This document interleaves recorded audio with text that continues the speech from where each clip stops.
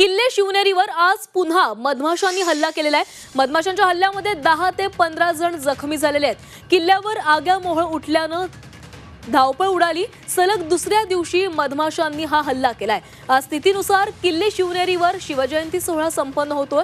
मोठ्या संख्येनं गडावर शिवभक्तांनी गर्दी केलेली आहे आणि अशा वेळी अचानक मधमाशांचा आग्यामोहळ उठल्यानं किल्ले शिवगडावर धावपळ उडाली।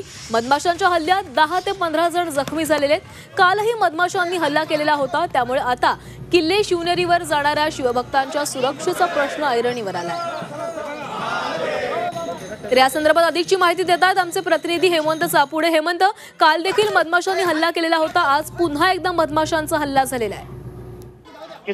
किल्ले शिवनेरीवरती आज तिथीनुसार शिवजयंती साजरी होते आणि या अनुषंगाने मोठ्या संख्येने शिवभक्तांची गडावरती गर्दी पाहायला मिळते। मंत्री नितेश राणे सुद्धा आज तिथीनुसार जी शिवजयंती साजरी होती या शिवजयंती सोहळ्यासाठी दाखल झालेले आहेत आणि मंत्री महोदय अगदी काही वेळापूर्वी ज्या शिवजन्मस्थळ आहे त्या ठिकाणी गेले आणि त्यानंतर अवघ्या काही वेळातच त्या ठिकाणी गडावरती मधमाशांचा हल्ला झालेला पाहायला मिळेल। काल सुद्धा गडावरती मधमाशांनी हल्ला करत 47 जणांना चावा घेत जखमी केलं होतं। आज सुद्धा मधमाशांनी गडावरती हल्ला करत 10 ते 15 जणांना जखमी केलंय।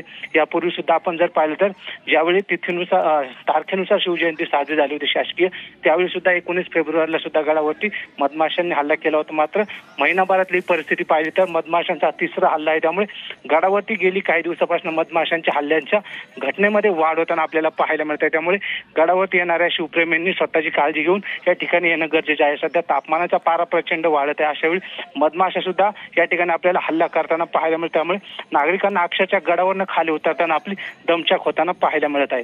धन्यवाद हेमंत, तुम्ही दिलेल्या सविस्तर माहितीसाठी।